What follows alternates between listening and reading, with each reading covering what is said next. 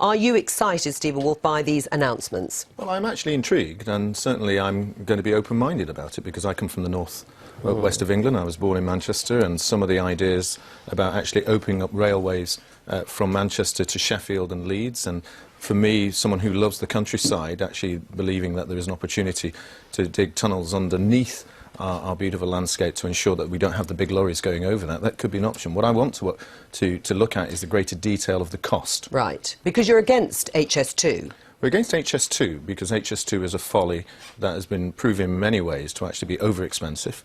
Actually won't bring... Except it will do the things you've just said in terms of opening up, according to the government, opening up vast swathes of the country and capacity. Well, not necessarily. They're trying to say it'll open up capacity, but what actually will do is a number of things when we looked at HS2. First of all, it will ensure only the wealthiest will be able to use it because it's expensive.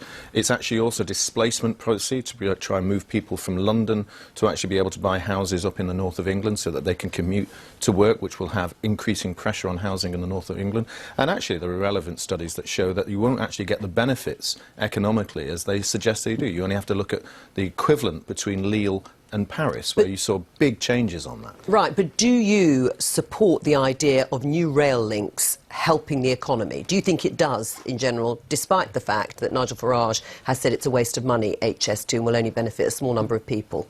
Well, I think HS2 has to be taken out of the right. kind of equation separately. We've often looked at the idea of expanding or improving railway systems in the southwest of England, which is important. So Crossrail 2, would you be in favour of Crossrail 2? I think we might have to consider the argument on that, but of course Peter Whittle would have to consider, as our candidate for the mayoral in London, look at the implications of that. I've not seen the implications or the arguments for Crossrail 2. What I want to look at is we have a railway system that is creaking at the seams, that is being not really had a great deal of investment in some parts of the country, particularly in the north, where you could look at the immediate problem when I look at the trains going to Sheffield and Leeds from Manchester.